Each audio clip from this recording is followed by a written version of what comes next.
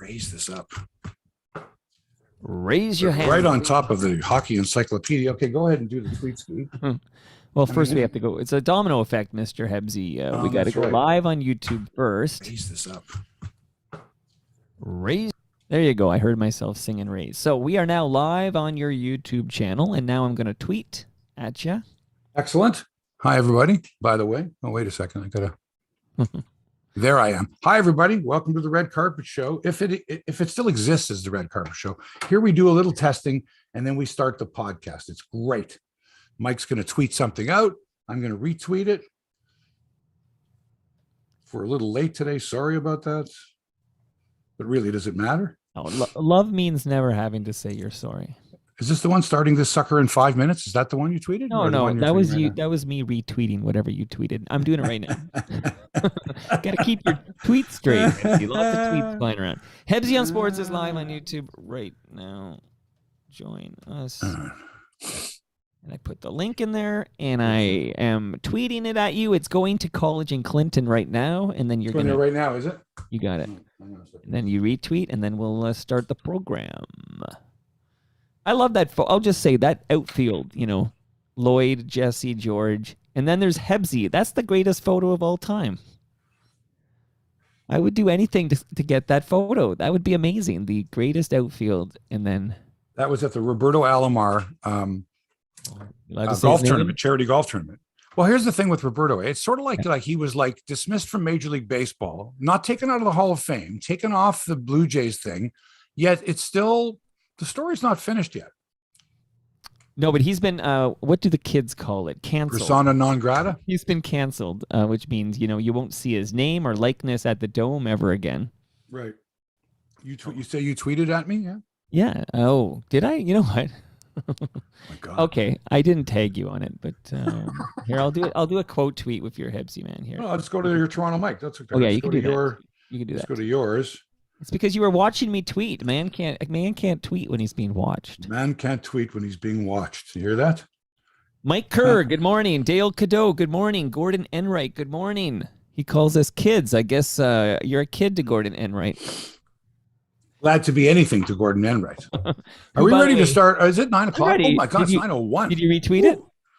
Yeah. Okay. I can't wait to get into it. Do whatever you tell me, Mike. I watched every minute of that soccer match. Hey. I just said I can't wait to get into it. Hey, save it. We're not talking about soccer. We're not talking soccer. Nobody gives a shit about soccer. Come on, let's go with the show. That's Canada's team. Okay. Let's go. Stand by. Here we go.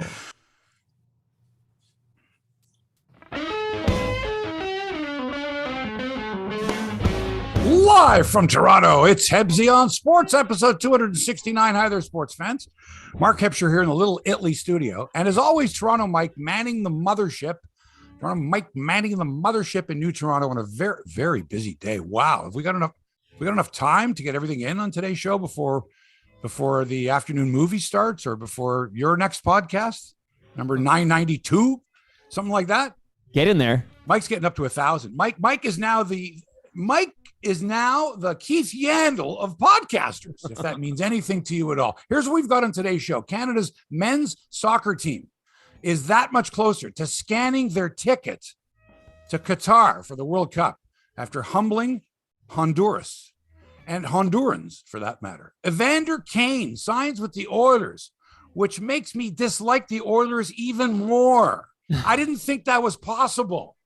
Holy jeez. And he's got a beef with O-Dog. He wishes O-Dog were still playing in the NHL after what O-Dog said about him and his daughter. Oh my God. Wow. Fabulous stuff. Them's fighting words, folks. We'll get into that. The NFL playoffs down to the Final Four. But I'm sorry, man. I'm still stinging over Buffalo's loss and the stupid overtime format and the coach that didn't know how to squib kick. What the fuck? As well, we've got the Raptors, the Maple Leafs, the Australian Open tennis. We got golf, ladies and men's. We got the Baseball Hall of Fame, and we've got special guests. Have we got special guests? Bruce Dowbiggin, the controversial one, who was, I guess he was exiled to Calgary about 2 decades ago from Toronto. He just stirred up a lot of shit. He's great. Bruce is coming on along with his son and co-author of the book. Wait a minute, I got the book here. Inexact Science, nice. Which is a story of some unbelievable draft years where you looked at the draft like years later and you go, how the fuck did they pick that guy? Why didn't they pick that guy? And that's the beauty of the draft. And anyway, it's a really cool book. We'll get into that as well. First, though, let's say hi officially to Toronto Mike at the Mothership in New Toronto. Hebsy, were your ears burning yesterday? How'd you know? The honorary mayor of Hamilton was telling me, his name is Tom Wilson, you know him, but he was telling me how much he loved watching Sportsline with Hebsy and Taddy, and how much he would love to one day be a guest on this very program. But he doesn't know anything about sports, though, Tom. No. Like he is like Tom's the ultimate. If you folks don't know, Tom Wilson is Lee Harvey Osmond, Blackie and the Rodeo Kings, and before that, Junk House. Junk House. A voice that is 15 registers lower than any voice you've ever heard. Right. And like one of the most interesting people, really, that you'll ever meet. There's artists, right? There's art, like for example, there's musical artists, or there's visual artists, or great writers, or whatever, different types of art. Tom has Tom's great at all these forms of art. Right. There you go. That's the new album, right? That's it's not new anymore, but yeah, from 20- well, you know what I mean, though. Yeah. But anyway, Tom's a great guy, and like Tom's like the mayor of Hamilton, like the unofficial mayor. Like you could go anywhere in Hamilton. You can go anywhere in Hamilton, Ancaster, Dundas, and see Tom, and like he would like, hey, how you doing? He would hang with us. He would cross the street. Tom's the kind of a guy. Seriously, he'd come across. He'd go across the street to you. You don't have to run across the street. He'd come across to you. Hey, how's it going? Like, he's just one of the guys. Anyway. Okay, well, you know what? We'll get him on. We'll get him on. He's got to learn something about sports. He's got to have there's some another opinion gentleman on sports. Another gentleman who's a big fan of yours and does know sports. He loves his basketball. He knows track and field. Donovan Bailey wants to come on Hebsy on Sports. Donovan Bailey. How do I know that name? Bailey. Bailey. Is he any relation to George Bailey from It's a Wonderful Life?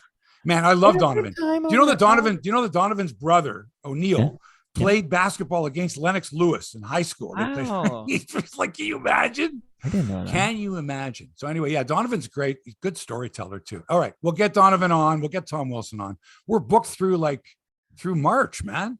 Like everybody wants to get on the show. Where the hell was I before? Oh yeah, the Northern Pikes. Yes. One hit, right? Well, no. Wow. Well, it depends on what radio station. Keeneland and Keeneland's a great song. You're right. Girl with a Problem. Yeah, she ain't heavy. Much she music. She just looks that way. Yeah, but Girl with a Problem was a big Much Music hit. Girl with a Problem was much. Okay, anyway, as the Northern Pikes used to say, she ain't pretty. She just looks that way. Woo. Kind of sums up the Canada-Honduras match last night, right? Like Canada won 2-0 to move that much closer to a spot in the World Cup this November. But it was a sloppy performance. I mean, you look at the score sheet, hey, we beat them 2-0, right? Look at that. But no. We should have beat them 5-0, 6-0. It was sloppy. The field was sloppy. The play was sloppy. Canada never really, they didn't need to against Honduras because Honduras is a terrible team. And their fans had already checked out. Like they're not going to advance to the World Cup. So the fans are like, fuck it, right? Coño. So the fans weren't part of it. And this whole buildup was they're going to throw bags of urine on the Canadian players. They're going to be singing and dancing all night so that the Canadian players can't sleep. And all this bullshit about, do you remember 1985? No. Dude, I was working in the sports business. I have no recollection of what the fuck happened in 1985. And it wasn't even at this late stage of the qualifying. This was like, they went into Honduras and they got waxed 8-1. But the whole narrative was, well, when you go to these Latin American countries, you take your life into your hands. It's like the fucking Hanson brothers are going to Syracuse for a big game and, and they got extra security. Come on, man.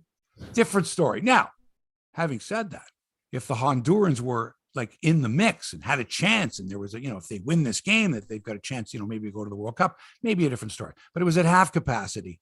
There were no bags of urine being thrown that I could see. All right. One guy threw, I think, dog shit, but I'm not sure what it was. And they weren't a factor. So Canada ended up winning a match. It's great that they won it. But I don't know, man. If they play like that against the United States, they're going to get their asses kicked in Hamilton on Sunday. Mike, what do you think? Well, that second goal. Okay, yeah. So the first was an gorgeous. Yeah. First was an own goal. They just sent it toward, across, it hit somebody, it went in his own net. Done. Well, so two thoughts. One is that I watched every minute of this match because, as far as I'm concerned, this is Canada's team now. Like, this is the must-watch Canadian sports experience of the moment, is these men's Canadian soccer matches. Well, sure, until the Olympics come along. Yeah, of course. Right.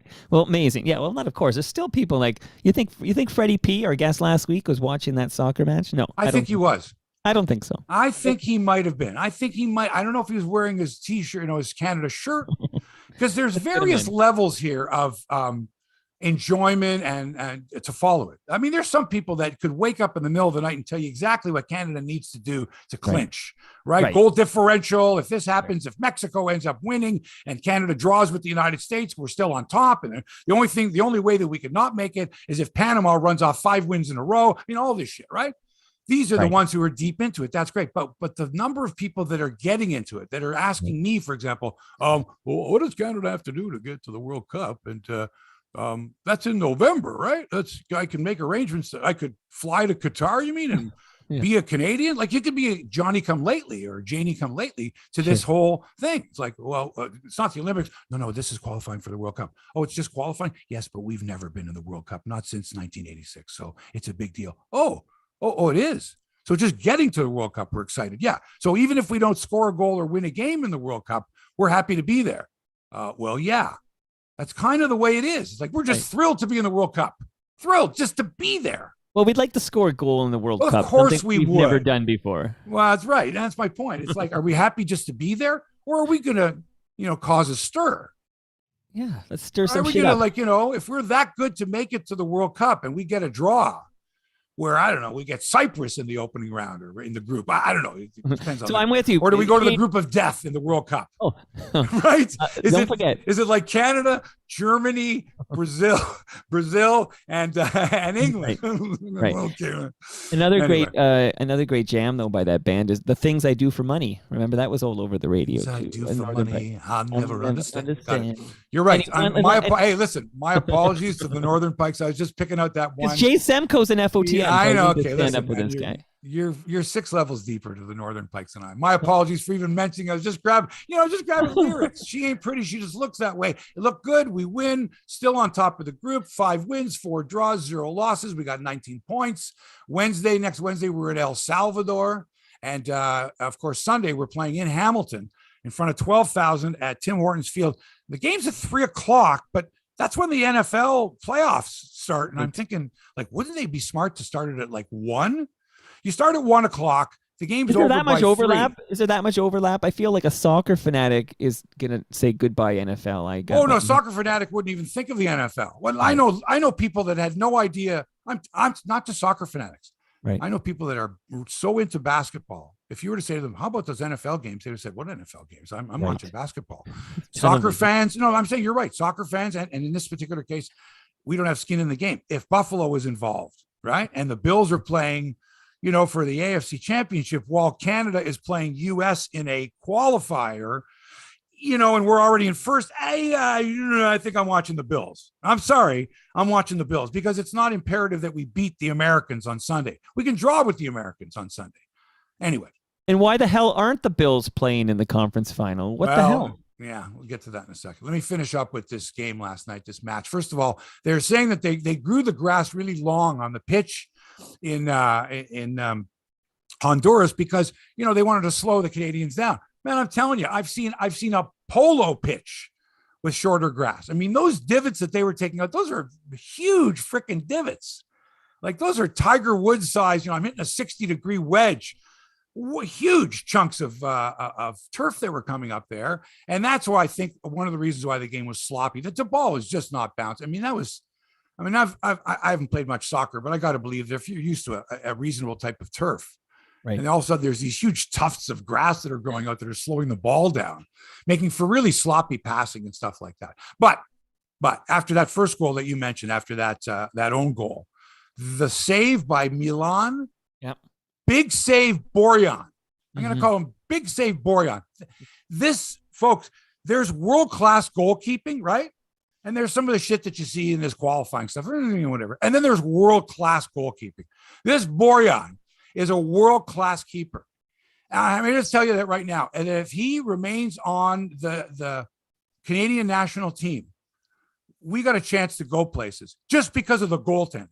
Spectacular save at 1-0 to keep it that way. Like he reaches as far as he could and then further with maybe the longest middle finger of any goaltender in the history of soccer, I think. And gloves, kind of like not like the oven mitts, but gloves that I'm sure are 3-4 inches longer than his actual fingers are. Because like it grazed it. I mean, it was unbelievable save. Unbelievable. Fantastic. A Honduran header that was like destined for the back of the net. Enormous save. And now we make that save. And then 2 minutes later, great long pass to Jonathan David. And not only does he control it off the head, but then two like gorgeous, beautiful touches that would have made Connor McDavid proud. Like that kind of a ba-ba-ba and controlling it. Jonathan David, Connor McDavid. Who's slicker? A beauty. Controls it with his head and then two touches and then pops it over the head of the onrushing goalie into the yawning cage. And like as he hits the ball, you don't have a perspective as a viewer. And nor did Gareth Wheeler, because he's not at the game. He's calling it off a monitor. We're kind of going, is that ball going in? Like I need, like you see it in the air, you see the net, but you don't have the right depth perception to tell. And he doesn't know either. He's like, because it could go wide, it could go over top of the net. You're not sure for a split second there. And so his call is like, Jonathan David, because the ball is going into the net. It was beautiful. I loved it. Fantastic. We win. And now the U.S. on Sunday, capacity 12,000. By the way, the Americans beat El Salvador 1-0 yesterday. So they're a point behind Canada. Mexico came back to beat 10-man Jamaica. 10-man, okay? First of all, they get a guy kicked out, and then they score. They're 10-man, and they're up 1-0, okay? And then Mexico went, wait a minute, let's get going here. And then a goal in the 81st and the 83rd minutes overcame a 1-0 disadvantage. Mexicans 2 points behind Canada. So Mexico hosts Costa Rica on Sunday. So a tie by Canada. And I think Canada could draw with the U.S. I'd be okay with that. Seriously, I'm okay. We need the points. Let's draw. If we draw with the U.S., we beat them, great. We cannot lose to the U.S., though. We cannot lose to the U.S., all right? There's absolutely no way can we lose that game. So let's say we draw with the U.S. and Mexico beats Costa Rica. We still lead on goal differential, unless the Mexicans score like 6. So we're good. We look good. We're good. We're going to the World Cup. We can't say anything yet. We can't say anything yet. Don't say that out loud. We can't say anything yet. It's like, it would be like back in the day, Edwin Moses leading by 20 hurdles coming down the stretch, but there's still 1 hurdle to go or 2 to go. And just, he's done it a million times, but right. It's natural. It's like walking, but you just never know. You never know. We're 13 seconds away from greatness. You got it. All right. So this weekend, you got the NFL playoffs. There's 4 teams left. Couldn't give a shit. As much as I want to get up for, I will, I guess, before game time, but right now, I'm still hurting. It still hurts. It's 50 years. It's more of being a Bills fan. It's all coming down to, oh my God, what else can happen? What else can go wrong? Got the best quarterback in the game, but he doesn't get the ball. What's the deal there? That's like a baseball game where you score a run in the top of the 10th and there's no bottom of the 10th. They win. But wait, no. They scored in the top of the 10th and that's it. No. It's wrong. There's no way. And prior to that, there were 3 fantastic, dramatic games last weekend. I'm not forgetting it like people are because other stuff's happened. And now let's do a preview. Let's get your selections. Now, Mike, who do you like in the San Francisco Rams? What do you think? Can Cincinnati beat Kansas City? I don't care right now. I'm still bothered by what happened. Still bothered by that game. All right. And by the way, I'll take the Chiefs and I'll lay 7 against Cincy. Okay. And I'll take the Rams because they're going to be the home team in the Super Bowl if they make it. I had said earlier this year, it was going to be the Rams in Buffalo with the Super Bowl. I don't know if you remember that, but I went, what? So I'm going for the Rams there and they're going to beat the 3.5 point spread against San Fran. But let's get into this Bills game because the overtime rule has to be changed to protect the integrity of the game, if nothing else. If you were an alien and landed on this planet, you went, tell me about football. Oh, here's what happens. You play for 60 minutes. It's fabulous. The last 2 minutes are crazy. Nuts. The game's tied. Right? Okay, great. So to make it fair, you toss a coin And the team that wins the coin toss, if they score a touchdown, the game is over. And you go, what the fuck? Give me that again. You play 60 minutes, right? And then you toss a coin. You go, yeah. No. And the alien says, how about this? You play the 60 minutes, you toss the coin. The team that wins the coin toss scores a touchdown. They have to kick the extra point, right? They have to. Right. And then the other team gets the ball because they got to get a fair chance. And if they score a touchdown, they don't kick the extra point to tie it. No, we end this thing right now. Right fucking now. You go for the 2-point convert. You make it, you win. You don't make it, the defense stops you, they win. One play for all the marbles if it comes down to that scenario. What do you think, Mike? I think that this outrage should have been displayed after a Super Bowl was decided by these overtime rules. Like, did we all forget about that? Like, people are like, "What do you mean this is not fair?" But didn't the Patriots come back? Was that the comeback against Atlanta? That game they won the coin toss and then scored a touchdown to win that game. But we're talking about now. Oh, I know. We're talking about now. We're talking about now. Yes. I mean, is it a fair over? I mean, can you come up with a better? The only other one is this. Yeah. You play like in soccer. You play an extra period. You play it to time, right. 15 minutes, 10 minutes, whatever it's going to be. Because still, clock management and things like in other words, in the overtime, you would have a chance to take the ball down the field and set it up for the winning field goal. Right. With time expiring, not with 13 seconds still left on the clock. See, you wouldn't do that. You wouldn't, because someone would go, wait a minute, Buffalo trying to do that. And remember what happened to them. Yeah, but that was the old overtime rule. Because I believe that had the aliens overtime rule come into play, it would be something like this. Right. All right. The Chiefs have taken the lead by 7 points, whatever the score was. I don't even remember what the final score was. Right. The Chiefs have taken the lead. Now it's up to Buffalo. It's up to Josh Allen to drive them down the field and score a touchdown. Here he goes, and he throws a pass, and that's a touchdown for the Bills. So you're not going nuts. You've got that touchdown. You're going, wait a second. Now we got to top it off. Now it's part 2. That was dose number 1. I got the vaccine, but now I need the booster. But what happens is the booster gives me the win. I win. There's nothing after that. It's all or nothing down to one play. Can you think of a greater drama? The play hasn't started yet. Mike, this is like the pitcher is going to pitch to the batter in the bottom of the ninth, whatever, game on the line, right? And the batter could ground out, pop up, strike out, hit a home run, hit a double. There could be an error. A million things happen, right? With that. And you're waiting for that pitch to take place. This is totally different. This is the play. This is, if the defense stops them, they win. If the offense scores, they win. One play. This is the coin flip of all coin flips, except you've got to execute, right? You have to execute. This is something you've been working on. So the coaches are working on this, okay? To me, it would be spectacular. That's my idea.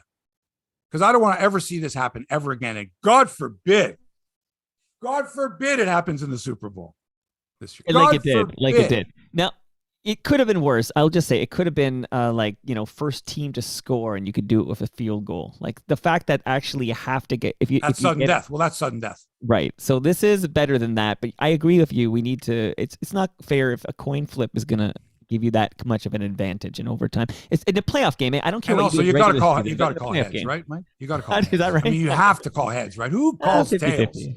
No, come on. Who calls tails? If he had won that, you'd be like, "What a genius for calling tails." I guess you're right. What if the guy didn't understand the coin tossing? What do you mean? Because sometimes in the heat of the moment, like think about this. Yeah. You're thinking of a post route, 65 toss power trap to play. And then someone says to you, okay, heads or tails. You're like, what? What are you talking about? Like you don't think that way. You've worked on the play. You've practiced, you've executed. You're not practicing coin tosses, but maybe they should. Maybe the stats geeks should get out there and say, okay, what's the percentage of heads versus tails in all NFL games in the playoffs? I don't know. Anyway, tell me about 13. Sean McDermott should have never should have got to overtime. Tell me what. Never should. 13 seconds to go. Here's the rule in football. I'm kicking off to you. All I got to do, is get the clock to run a little bit, just a little bit, a few seconds, something. Keep the ball in play. What I don't want to do is give them the ball at their own 25-yard line with 13 seconds to go and 3 timeouts. Why would I do that? That's 3 plays. to get you into field goal range. Oh, And a field goal nowadays, a 50-yard field goal nowadays is nothing. right. It's not like when Scott Norwood missed wide right from 47. Okay. In those days, a 47-yard field goal seemed to be a tougher field goal back in 1990, 1991. Yeah. Anyway, so here's what he should have done. Either a squib kick, which means you kick a freaking line drive. As soon as it hits a player, as soon as it touches a player, the clock starts. Right. 12 seconds, 11, 10. He falls on the ball. 9 seconds to go. Whistle goes. 8 seconds to go. Now there's 8 seconds. Doesn't matter where the ball is. 8 seconds gives you time for one play and then a field goal. Maybe 2 if you throw a quick out. But I mean, by the time the ball's in the air and it gets caught, the guy's down, it's a few seconds there. Precious seconds. Precious. A lot of Monday morning quarterbacking going on here, though, because I didn't like, first of all, a squib kick's going to guarantee that at least 3 seconds go off the clock. Because even if the guy catches the ball, so whoever it is, and it's not going to be a receiver type guy, he's still got to fall on it or go down to his knee or be position touched. Are you giving up? Like when you kick you're it not. out, It doesn't matter at that point. They put you on the 20. It doesn't matter. They're going to kick a field goal. It matters not. Matters not. It's when you're down to 13 seconds and you can get it to 9 or something like that, do it. So the other thing is the receiving team can call a fair catch on a kickoff. Sure. So if they knew that he was going to bloop it up around the 30-yard line, the guy could fair catch it. No time would come off the clock.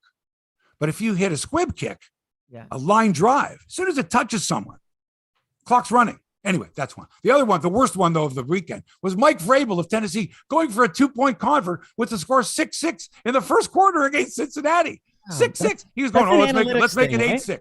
Yeah. Instead of 7-6, let's make it 8-6. 8-6.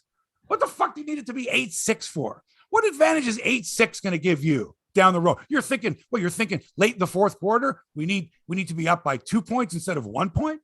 Like, what? It means there is no reason for him to have gone for 2 points there at all. And guess what happened late in the game? Late in the game, they could have run the clock out with a 1-point lead if they would have kicked that extra point. I know, but they run the clock out, but they didn't. Terrible. The eggheads will show you the charts and say, yeah, the move at that point is to get the extra point. Like, that's what the eggheads will show you, the analytics that say what? Eggheads? The you know what an egghead is? A propeller head, you know? A propeller head? Where did that come from? I don't know. Archie Comics? I can't remember. The propeller head. So the beanie with the propeller on it? Yeah, that was, the brainiacs. So the brain, the nerds.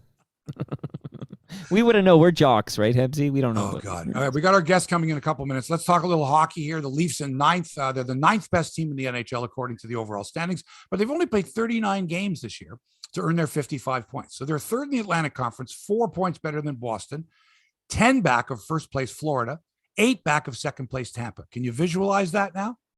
So they're way back of Florida and Tampa, but they got like so many games in hand. It's incredible. The other night, and my friends keep complaining about this. Oh, we blew another lead.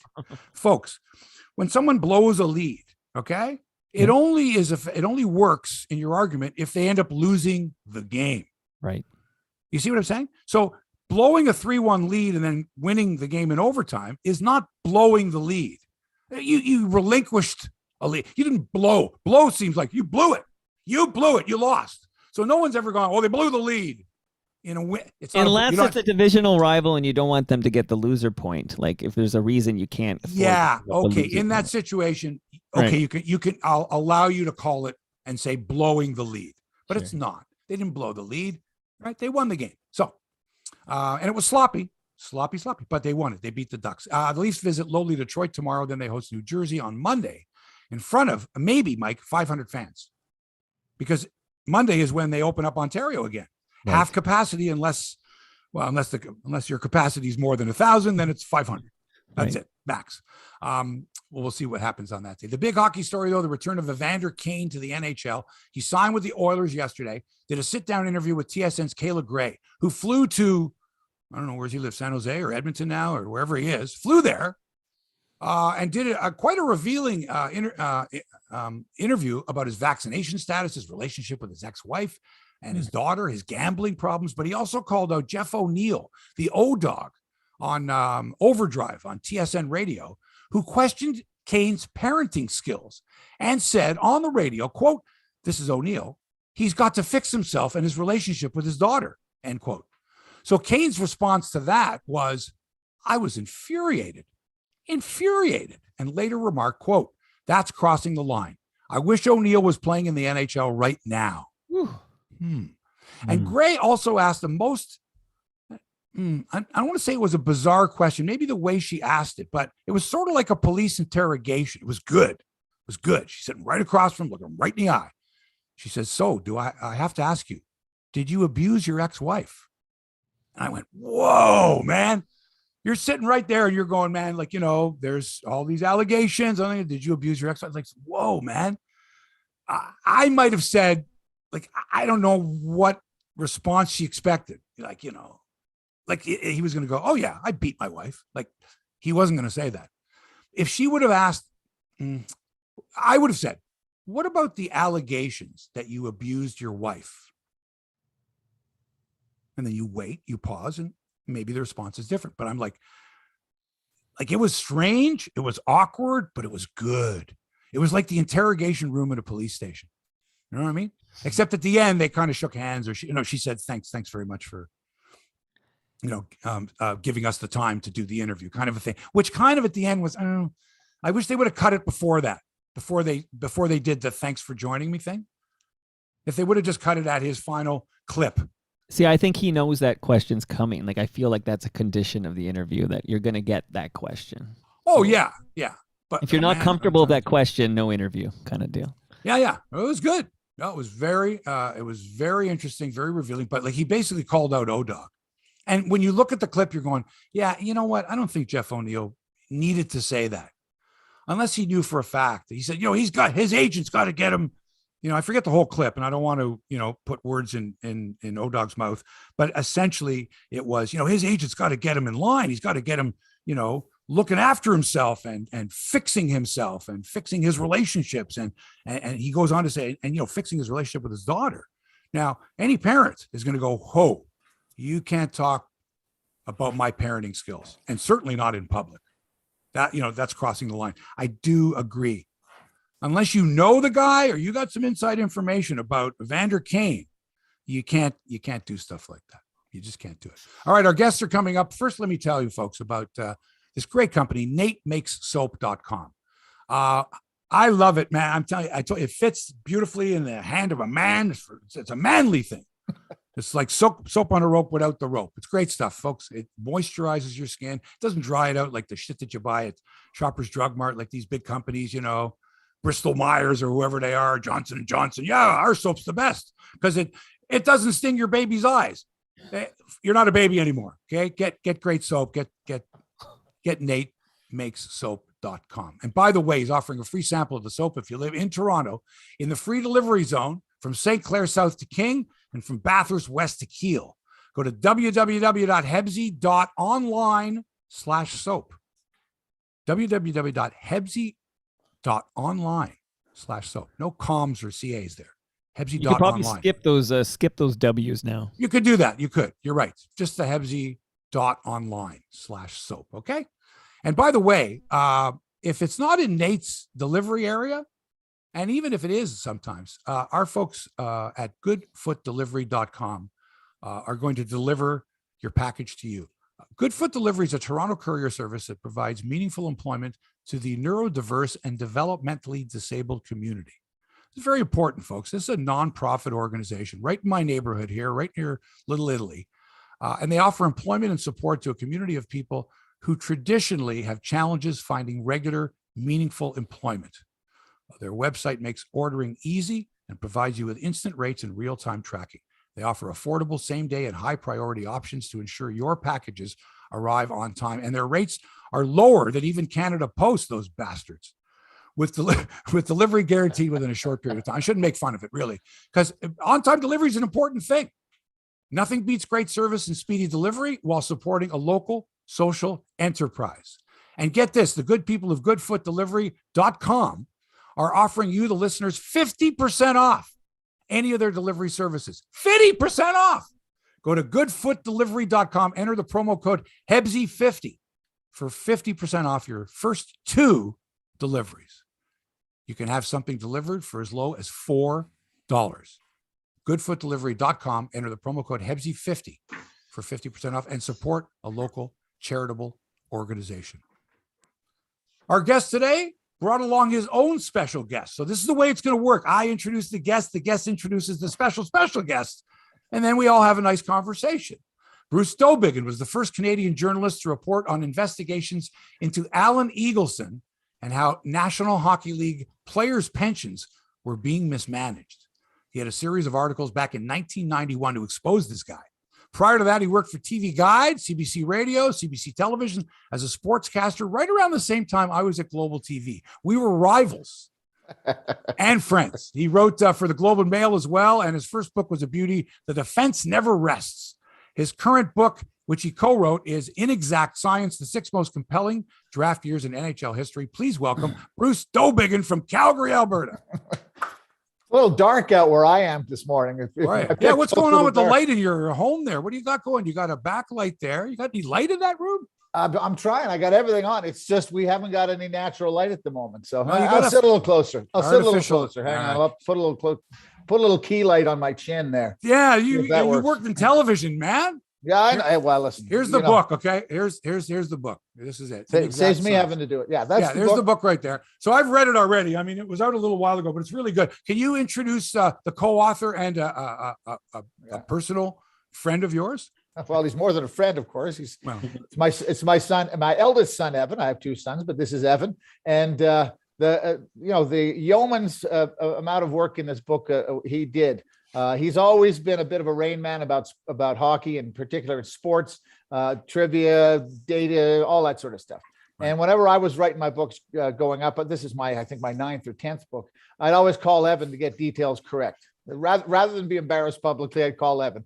And so we finally gotten to the point where, he was interested in doing a book. He runs a stats center for TSN. You can get him online, works for TSN. And obviously this is right in his wheelhouse. And so we decided to do this book. And ladies and gentlemen, Evan Dowbiggin. Yeah. hey, Evan, welcome to the show. Hi, thanks for having me on, guys. I'm glad to be called a special guest, I guess, for a change. Yeah. Oh, yeah. Listen, man. And you get free parting gifts too. Never mind that. You There you live in Toronto, Evan? Yes, I do. I live in the south part of Etobicoke. Oh, too bad that's not in Nate's delivery range, but I think we can That's get. right. I think we can get our good friends at Goodfoot Delivery maybe out there, and you're near public transit. Anyway, Evan. He's So about 10 minutes away from Mike's place. He lives about 10 minutes away from Mike's. oh, even better. You know what? Even better. Yeah, Mike's place is a good drop. Mike, you can handle that one, can you? I'll bike it over. I'm here in New Toronto. Career. How about that? Awesome. Wonderful. All right. So listen, but Evan, you've got to earn it though first. So Right. you work for TSN, and so tell me specifically what you do, because I got some questions about TSN. If you're an insider there. So, I don't get him in trouble now. Come on. To a Don't degree. get him in Hey, trouble. Bruce, you hang on a second. I'll get back to you. I need to talk to Evan here. I don't know Evan. All right. No, I know something. I mean, I'm not the insider that all the hockey guys there are with all this juicy, rumors and insider info, but I still, contribute to the Twitter side of things. Oops. Well, that was good. Here now.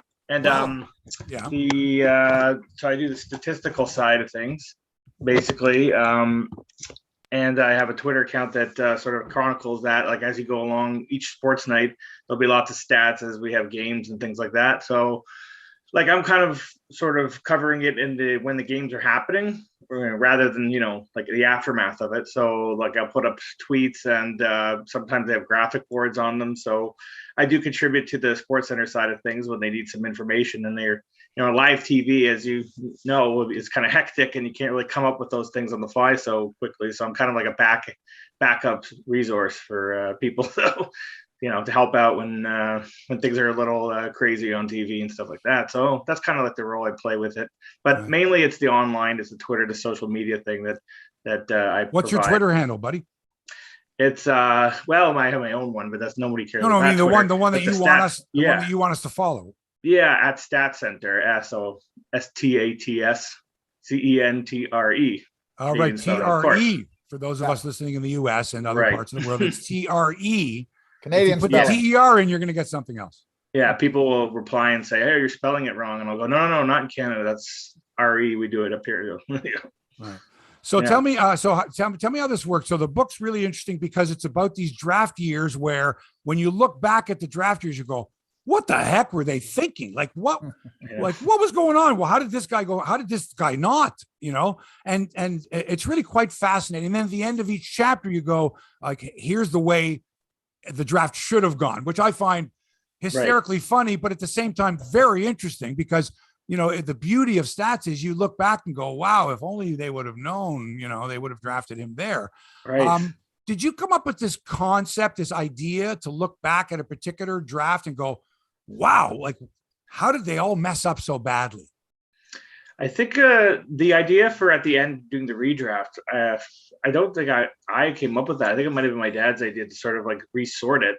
And I said, oh yeah, that's something I would love to do. Sure. Like, I kind of just chimed in right away and thought, okay, great, we'll try that if they wanted to do it that way.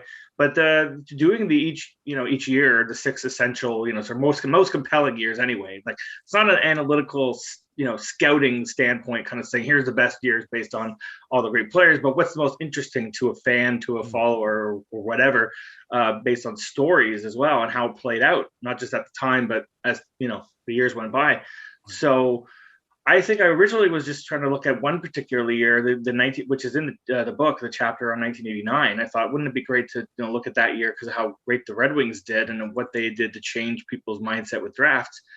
And then it just sort of blossomed from there to be more of a broad look at some year, more than one year. And it turned out to be, we settled on 6 and got really in depth on each one, so that we could give more of a history, more of a timeline of it, rather than just a specific year and going off from there. So the idea started with that and then kind of just sort of germinated from there and into doing a lot of years and making it a little more broader scope for people to get into rather than too specific, I guess. Yeah. Right. Yeah. Bruce, that was I remember you and I had talked about this. That was the Dave Chizowski year. And just, I remember, and the Stu Barnes year, and that was Sundin was first overall that year, but that was, when you look back at that, you were going, what were these guys thinking? And you look at some of the general managers.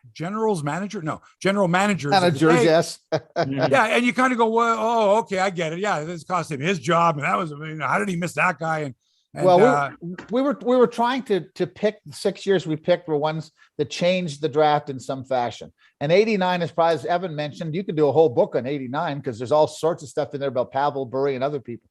But 89. So, hang on. So that draft was Sundin first, Chizowski to the Islanders, Scott Thornton to the Leafs 3rd overall, like Stu Barnes 4th to Winnipeg, Billy Guerin to the Islanders 5th. Islanders had 2 of the top 5 picks. Adam Bennett to Chicago 6th, Doug Smolek to Minnesota 7th, Jason Herter to Vancouver 8th, Jason Marshall to St. Louis 9th, and Bobby Halik 10th to Hartford. What a first round. Yeah. Well, what's amazing when you do the redraft too, I'm looking at my own book here just to refresh my memory. So was I. when we did the redraft, the guy who was picked 1st overall was a 3rd round pick. A guy who was picked 2nd overall was a 5th round pick. The guy who was 3rd, Pavel Bure, was a 3rd. He went 113th. Yeah. So in other words, they found all of this gold in the middle of the draft. And all of these GMs, all of these guys who'd done business as usual for so long, it was over. All of a sudden, the Red Wings are telling them that there's a new way to do business. Right. And not just did the Red Wings drafted well, but they also finally won 4 Stanley Cups in 25 years. They were the dominant franchise for that period of time. And so we were trying to answer questions about the draft. Everybody says how important it is. But as you can see with Connor McDavid, drafting the greatest player in the NHL doesn't get you anywhere unless you get the other thing. So we were trying to bring all that to bear when we chose these 6 years. Nice. I don't want to spend too much time on the book because it is a great book. And it's the thing I like about it is I don't have to read the whole thing start to finish. I can pick, 89. I can take the 89 draft here or the 84 draft here and go 79. And I can just, that put myself into that year. Yeah. And what was going on and what the background was. How did this team do the year before? Stuff like that, which is great. That makes the book really interesting. Inexact Science, terrific book. Now, I want to get into, and Bruce, first with you, because I know you're into baseball as well, and we talk about a numbers game. I was disappointed this week when only one person was inducted into the Baseball Hall of Fame, and that was David Ortiz, for a number of reasons. First of all, I didn't think he's worthy. First ballot Hall of Famer, David Ortiz, no. But the other one was the controversy, which may be ending over the Bonds Clemens thing, and how the numbers have changed over the years where the younger voters are are voting for Bonds and Clemens, but it's now too late for that. Yeah. Can we talk about I'd like your opinion on the way the Baseball Hall of Fame is now perceived? Well, they backed themselves into a corner, taking this stand. I mean, they'd put people in the Hall of Fame. Gaylord Perry's in the Hall of Fame, and he admitted to cheating for years. There were guys for a whole generation who did amphetamines, lots of amphetamines, and they got into the Baseball Hall of Fame. On this one, the writers decided to get all high and mighty and say that these guys, we have no proof that Bonds took steroids. It was never proven, but we've decided that this bunch of guys are the worst people who ever lived, and they can't get into the Hall of Fame. And they backed themselves into that corner so that all they had left this year was a guy like David Ortiz, who was tested positive for roids, but who somehow got himself wiggled out. And of course, being from Boston and having Pete Gammons write lovingly about you always helps. Oh, and everyone in the media, though. Come on. I mean, I interviewed him too. I mean, what a nice guy. And when it comes now when the ballot's in front of you, you go, his numbers were good, but what's such a good guy. I'd love to see him up there talking, and you can envision him standing in Cooperstown, giving his induction speech and saying, yeah, he's in. Yeah, well, he'll be a good guy for it, and he's a good guy for baseball. But at the end of the day, the only way you can really condemn these guys for steroids now is if you identify every guy in the major leagues who used steroids in that era. What we're doing is we're taking the top percentage of guys and saying, oh, you're carrying the cross for all this steroid stuff. There were second basemen who hit 17 home runs who should have hit 4 or 5 home runs because they were doing roids. They've all escaped all of this criticism. So unless you're going to level an equal punishment right across the board, I think you have to admit that Bonds and all these guys, put it on the plaque, say that there was controversy about them. Same with Pete Rose now. Put that on the plaque, but get it in there. Because if this is about history, if this is a museum of history, right now you're missing a lot of the history. Unless every baseball writer was also a clinical psychologist and could really effectively make a judgment, a professional judgment on a player's ability outside the arena and how that might affect him because of certain, psychological or whatever. I don't see how a baseball writer can look and say, well, he wasn't a real nice guy, and so because of that, all the stuff I watched him do, all the amazing things I watched him do, just go down the drain. Well, here's the thing, Mark. When you and I started in the business, and I'm going to do the old fogey thing here, but the reporters we had there when we came into the business, they were guys who after the game went for a drink, and a lot of them had those kind of issues, but they weren't got up on social issues. They weren't guys who made big broad stroke stuff. They covered baseball, they covered football, that's what they talked about, etc. But the generation, our generation, you and me and other people like it, we've come in and we've applied these other standards. All of a sudden, we're arbiters of the things you just talked about. What happens off the field, social issues. Is that person now, quote unquote, woke enough, etc.? That's a whole new thing for sports reporting that's come in our generation, and I don't think it's been a good thing. It's also come at the exact same time as the analytics push. It's almost a parallel universe where it's like social media and analytics, which meant. Okay. And I'm going to bring Evan in for this. Evan, now you could back up any argument in sports with analytics to the point where now part of the negotiations between the Major League Baseball Players Association and the owners, part of it is they want to use war as a tool for negotiating. What do you think about that? Well, like agents and people who are trying to get themselves the top dollar are obviously going to, find the stat that really helps them the most. War has become a popular one in recent years. It's kind of one of those great all-encompassing stats where, it doesn't just consider a player's ability to hit home runs or to, get base hits or get on base, but also their defensive worth to a team. And they separate that because there's offensive and defensive war are separate stats, and then you put them together. And so for guys who have that 5-tool ability, they're going to say, look, I deserve to get paid, even though I don't hit, as many home runs as so-and-so. And I don't have, the kind of, I'm not always hitting over 300, but I'm always getting on base kind of thing. So they play like a Mike Trout or something, or a Joey Votto. They do everything particularly really well, even if there's no, one thing that they may dominate everybody in one particular statistic, right? So any player like that is getting huge paydays. And now because of that, that trend toward it, I think we saw in recent years, a lot of players who can do something like hit home runs and drive in a lot of runs are not getting the massive contracts they used to get. Right. Because they'll say, well, yeah, you hit a lot of home runs, but that's not everything, even though because everyone's doing it because of all the, the stuff about launch angles and when to swing and when not to, how to work out the count and everything.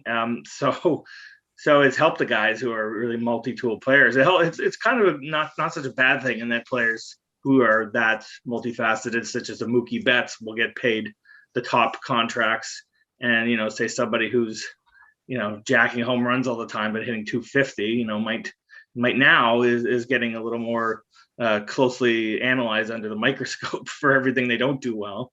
Hebsy's point is great too, because it's the analytics have given the agents a whole new range of things to walk in and negotiate with. That's been one of the most important things about it. And us in our media, we have adopted analytics because it makes us sound smart. So we sound smart, they get more money.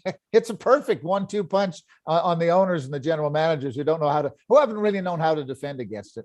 Right. Evan, the fact that baseball is such a slow and deliberate game and just allows for a multitude of statistics, just the count alone, and being able to take a player's worth versus hockey, which, and I'll be honest with you, and I love hockey. I love playing it. I love watching it. But there's times with hockey where I saw something happen in real time, obviously, and then 2 minutes later at the other end of the ice, well after that, made an impression on me, I had forgotten about it. If I'm at the rink, I never see it again. If I'm at home and the director decides he's not going to run a replay of a particular play, it's kind of lost forever. Whereas in baseball, it's there. It's there. There's a snapshot of the play, the at bat, the pitch, whatever it is. Yeah. Does it make it more difficult to define a hockey player analytically, what an individual player's worth versus a baseball player? Yeah, I think so, because there are fewer variables. And, from what I know of analytics, like I'm not a guru on it, I do have an understanding of it, more so the baseball kind and then the hockey kind. But I think it's tough because not everybody, in baseball, there's defense and then you're hitting and then you're pitching, but there's not much else really to quantify, but a lot of stats within each one of those ranges, obviously. But in hockey, there's lots of different things that a player can bring to the table without being useful offensively, without being, a typical shutdown defender. Even they can throw hits, they can be physical that way. They can, there's a lot of stats that are accumulated, but hard to break down, in terms of and what does it all mean and something. So, and the GMs now, over the years have been hiring people to make them understand this. Cause look, I'm a general manager. I can't be, the ins and outs of all these analytics in hockey now. So I need to bring on somebody who can break that down for me, so I can go to the negotiating table and say, oh, I like this guy scored 30 something goals, but look at his PDO or something. It's not really that good. Or look at his defensive zone starts, or whatever. He's not, the coach doesn't feel he's strong defensively. So why am I supposed to pay you like you're, just for your offense kind of idea? So that's sort of opened up a different negotiating, situation in hockey. But I think in baseball, there's, like you say, it's all in front of you because you can see all the plays, the foul balls, whatever.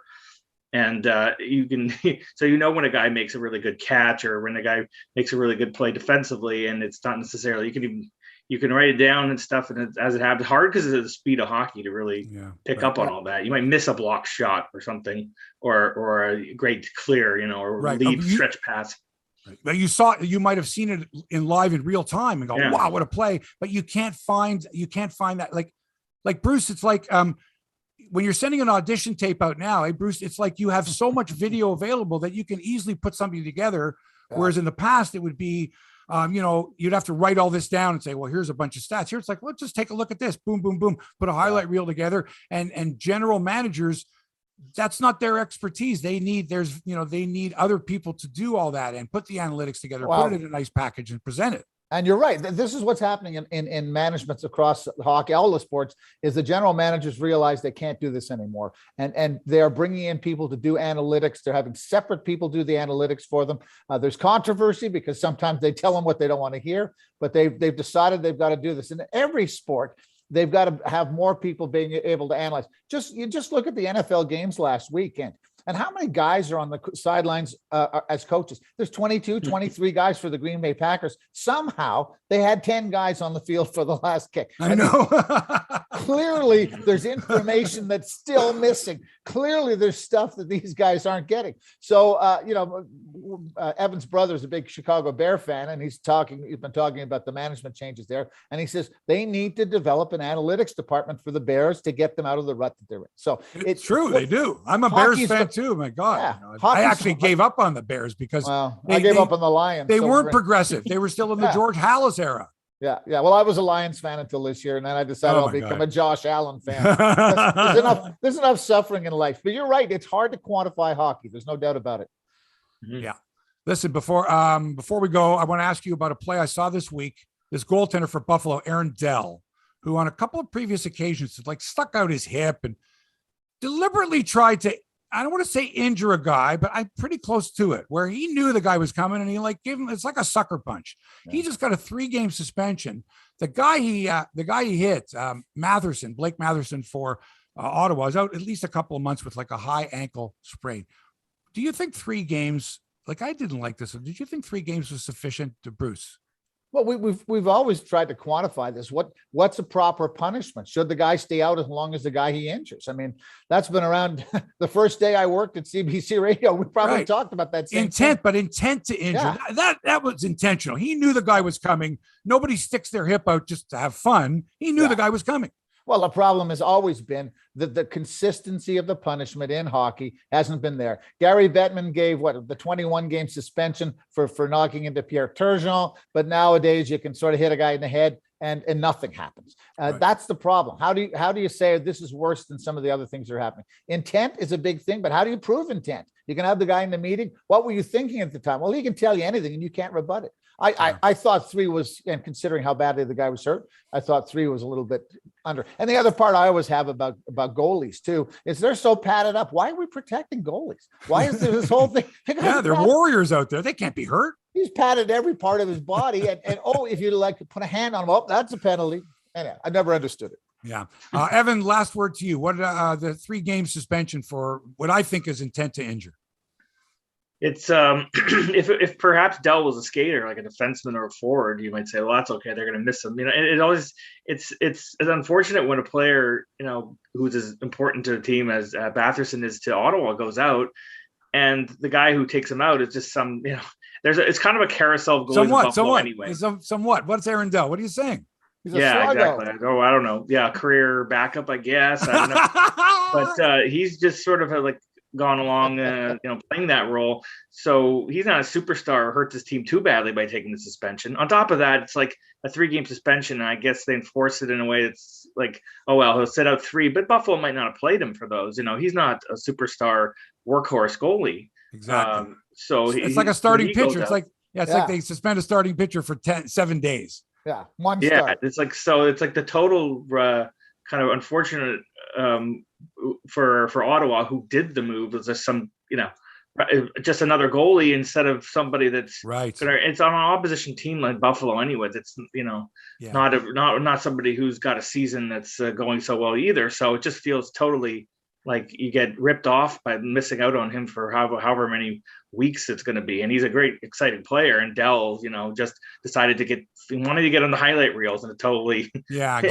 for the wrong reasons he got on. And he did. And let me tell you right now, the next time Dell plays, I guarantee you when they play Ottawa, even if he's the backup goalie, somebody might go over to the bench and throw a punch at him. The bench. Yeah. Hey, listen, the book's called Inexact Science. It's the 6 most compelling draft years in hockey history. Bruce Dowbiggin and Evan Dowbiggin are the co-authors. Gentlemen, thanks for joining us, and thanks for your thoughts on some of the issues in sports today. Mike, before they go, do you have a question for either of our guests? Yeah, real brief here. Firstly, Evan, nice to meet you. I've heard so much about you, and I know you live in my hood or nearby, so it's 10 minutes away. Yeah, Long Branch, but it's close to Mimico. So Long Branch. Hey, I'm in New Toronto. Mike will go right up Royal York Road. He'll meet you at the No Frills there. Yeah, Royal York Road there. Okay, on the west side. The other one, Lakeshore and Browns Line. Oh yeah, that one. Yeah. Oh, that's even closer. Yeah. Right. So Evan, nice to meet you. And Bruce, yes, sir. Do you mind giving us a very quick health update? I know you had some health challenges. Oh yeah, I forgot to ask about that. It was an interesting holidays. I was in the hospital twice. for a massive pulmonary embolism. And I am now recovering. Well, obviously you can see I'm functioning and taking medicine and stuff like that. Good. It'll probably be another couple of months till it's all out. But yeah, we're getting up and running. It was scary. It came out of nowhere. And for people our age, Hebsy, it's like we think we're immortal. We think we're going to go on forever. And then, whoops, something happens. You're right. I don't think I'm immortal. I think I'm immoral sometimes. Well, yeah, there is that too. Yeah. Gentlemen, again, a pleasure. Bruce Dowbiggin, Evan Thank Dowbiggin, you. thanks for joining us. Thanks, And guys. we got gifts coming out to you via NateMakesSoap.com and our friends at GoodFootDelivery.com. Okay, guys, thanks. Thank you. Perfect. Great. Cheers. Thanks. All right. We're going to get into the basketball now on the show. Mike, I know you're a Raptors fan, and we've kind of neglected the Raptors, and I know that, I've gone over this before, that you would like to see them, have a better draft pick, but we're kind of stuck here now where they're chasing 8th place. Right. And that was my worry, actually, the whole time, is that this is a team that's going to be doing that. And that reminds me of where till he scorched the earth and ended up with Austin Matthews and some good draft picks on the Leafs. That's sort of where the Leafs lived for a decade, right? That kind of, I think it's better to just get one more lottery pick and then build towards the future. But I know you disagree. Well, the injuries have really hurt them this year. Just as you're getting back to it, Freddie's played more minutes than anybody else. Yeah. Pascal is still, coming to his own. He's for the most part the best player on the court. Him and Freddie are, your two guys. But other than that, they're a little, the depth isn't there. Kem Birch got a busted nose, and Scotty Barnes had some knee issues, and Trent Jr.'s some injuries and also some dumb moves on the court. I don't know. Anyway, That's weird. And Chris Boucher keeps, for some reason, getting the ball and putting up 3-pointers when we really need one. And he's only a 25% shooter from distance. So these are things that are kind of bugging me. The Raptors are right now in 9th place, and they're going to battle. There's only really one team. I think Boston really is the only other team that they're battling with. The others have kind of pulled away a bit here, and it's like them and Boston for 8th place.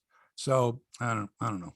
I don't like, they're not looking as good, but geez, if they can all get healthy and be on the court, they're a good team when they're all out there. It's not very often at all. The NBA All-Star starters were announced. The game's in Cleveland on the 20th of February. And honestly, I can't think of a better place to be in February, mid-February, than Cleveland, Ohio, he said, with tongue planted firmly in cheek. I was there with my buddy Jeff Church. We were there at the Rock and Roll Hall of Fame induction ceremonies, but that was in April a few years ago. We actually saw the Jays Cleveland play on a Friday night. It was like 80 degrees a Friday night in April. And then the next day, rain, freezing cold. We went to the Rock and Roll Hall of Fame ceremonies, which were because Jeff's a member of the Rock and Roll Hall of Fame, and if you're a member, you can buy tickets to the big gala. It's quite amazing. It was fun. That's the last time I was in Cleveland. But anyway, and we had a chance to see LeBron play in a playoff game as well for Cleveland. But anyway, so here's the starters. The Western starters: LeBron James of the Lakers, Nikola Jokic of the Nuggets, Steph Curry of the Warriors, Ja Morant of the Grizzlies, and Andrew Wiggins of the Warriors is a starter. Andrew, I don't want to get vaxxed. Okay, I'll get vaxxed. Wiggins? This guy? Surprise. I don't even want to say he's Canadian because this guy here. Really? Andrew Wiggins? Ugh. All right. If you say so. In the East, Kevin Durant of the Nets, DeMar DeRozan of the Bulls, Giannis Antetokounmpo of the Bucks, Joel Embiid of the Sixers. Is he phenomenal? What a week this guy's having. Like, I think he went off for 50, 42, 46, and 38 or something like that. He's fantastic. And Trae Young of the Hawks, who's also great. It's a pretty good starter. Andrew Wiggins starting for the West. Andrew, I don't want to get vaccinated. Wiggins? Okay, I'll get vaccinated. Wiggins. Andrew, I want to protect my family. I want to make sure financially that this window that I can protect. Dude, you're making $27 million a year. Just really? I mean, really? Come on. His daughter phoned him with the news, and apparently he said he thought he was dreaming. Like he was, I guess, just woken up, and he thought he was in some dream state when he heard his daughter say he was a starter. Yeah, okay. Jeez, Andrew Wiggins? Okay. Golf now, third round of the Farmers Insurance Open at Torrey Pines goes today. Wait, Hebsy, round 3? No. Are you fucked up here? It's Friday. Friday's round 2. Saturday's round 3. Sunday's final round. No. Because the PGA Tour, smart as they are, went, no, that's the weekend of the NFL playoffs. And we don't want to be battling them for television eyes or even people who might come out to Torrey Pines who might be LA Rams fans or Niners fans or Bengals fans or Chiefs fans. Wasn't risky. Wasn't worth the risk. So they said, all right, guys, We start on Wednesday. Round 2 is Thursday. Friday's round 3. We're finished Saturday. Everybody can go home, watch the football on Sunday. What a move. Beautiful. So there's a record 9 Canadians in the field at Torrey Pines. And top Canadians, Nick Taylor and Taylor Pendrith. Taylor and Taylor. At both at -6, leading the Canadian contingent. Good enough for a tie for 23rd. The leaders are John Rahm, Justin Thomas, and Adam Schenk at -13. Did you say Shank? No, it's Schenk. Adam Schenk. But just having a name like that and being a golfer. Schenk. Right. By the way, Michael Gligic, who they call Jiggy, that's his nickname, Jiggy Gligic from Burlington, who I'm sure has played Crosswinds Golf and Country Club. He made the cut on the number at -3, as did Adam Svensson. -3 was the cut. That's how easy the course is playing. Mackenzie Hughes, Corey Connors, Adam Hadwin, Sear, and Detroit all missed the cut. So five of the 9 missed the cut. On the ladies' side, Maude Amy Leblanc, the 32-year-old from Quebec, is tied for 4th after the opening round of the Gainbridge LPGA tournament. She shot 567. Brooke Henderson is tied for 13th after a 468. She bogeyed 18 yesterday. Her last hole, she bogeyed it. Took forever over this putt, like her and her sister. They plumb bobbed it, went back, forth, back, forth, back, forth. She hadn't made a bogey in like 80 holes or something like that. Anyway, and she missed the putt. So she's 468. The leader, Lydia Ko, 9 under par, 63. In tennis, I stayed up twice this week. Actually, I stayed up once really late, and the other time I got up really early to watch Denis Shapovalov and Felix Auger-Aliassime. They both lost, but thrilling 5-setters, very different. Chapo lost to Rafa Nadal. It was fantastic. Great match. Too bad that he lost, but boy, Nadal is just, he's amazing. And of course, he's going for his 21st major, which would put him ahead of Federer and Djokovic. He's going to battle Daniil Medvedev, who knocked off Felix Auger-Aliassime, also in 5 sets. Fabulous match as well. Nadal beat Matteo Berrettini in 4 sets yesterday, and Medvedev took out Stefanos Tsitsipas in 4 sets, so they go for the final. And I don't think anyone, even Medvedev's family, is rooting for Medvedev. He's that disliked, and the combination of that and the fact that Rafa is so beloved, especially now that he'll go ahead of Djokovic. Right. And Medvedev had made a remark about Djokovic. They after his match with Felix, he said, "Well, you know, I was spurred on by the comments of Djokovic," and like the crowd kind of went, "Ugh, ugh." You don't say that, man. You just don't say that. But he was like giving him, he knew exactly what he was saying. And Medvedev was giving it to them. And these Australian fans, they're not going to forget. So they'll be rooting extra hard for Nadal. And I would love to see Nadal win. Oh, would I love to see it, except Medvedev's really good. He's a defending US Open champion. No champion of a major has ever won his or her second major the next time it came around. The last major was the US Open. Medvedev won it. That was the first time he ever won a major. No player in the history of tennis has won their second major when it came up. Interesting. Second time after winning the first. He's got a chance. But I hope it's Nadal. And on the distaff side, the number 1 seed Ash Barty of Australia takes on the 27-seeded American Danielle Collins in Saturday's final. When Olympic athletes from all over the world land in Beijing, they'll be loaded up with burner phones and will likely have left their own devices behind. Athletes are receiving guidance from their home countries about whether their personal information will be safe online and will their devices be secure. In a word, no fucking way. Are you kidding me? The Chinese Communist Party's known penchant for cyber espionage and desire to control online content is greater than your ability to resist porn online. You got that? Are you kidding me? This is China. You can't shoot a cute picture and hit send. Are you nuts? That's what they do there. That's what the Chinese do. You're going into a communist country. Are you kidding? Espionage is their middle name. Anything they can get from you, any information they can get, glean from you and your phone. So being an athlete in Beijing this year is going to be exceptionally difficult for these young people to not be able to share or to worry that, you know, what they're sharing is going to be, viewed by nefarious means. And it's just, that's the last thing I have to worry about. I want to send a picture home to my mom, but I'm worried that they're going to throw me in jail, and then or they're going to keep me here for 5 weeks and give me a false positive for COVID, and keep me locked up in a grade B hotel like Djokovic in Australia. Take my rights away from me. Yes, the Olympics are coming, ladies and gentlemen. It should be fun. That's it for episode 269 of Hebsy on Sports. How do I know that? I heard the music in the background. Toronto Mike telling me it's time to go. Thanks to Toronto Mike, as always, for production and inspiration. Hit him up at Toronto Mike and listen to his excellent podcast, of which he's coming up on 1,000 career podcasts. We can't call him the Cal Ripken of podcasters yet, but he's getting there. He's getting there. Thanks as well to executive producer Scott Allen, and thanks to our sponsors, NateMakesSoap.com and GoodFootDelivery.com. All right? Check them out. If you're in Toronto, both are great local businesses that are proud of their customer service. Thanks to Bruce and Evan Dowbiggin for joining us on the show. Their book, Inexact Science, the 6 most compelling draft years in NHL history, is available wherever fine books are sold. And thanks for allowing us into your headspace. Back with another episode next week. I really enjoyed it. I believe Mike did as well. Until then, so longs for now.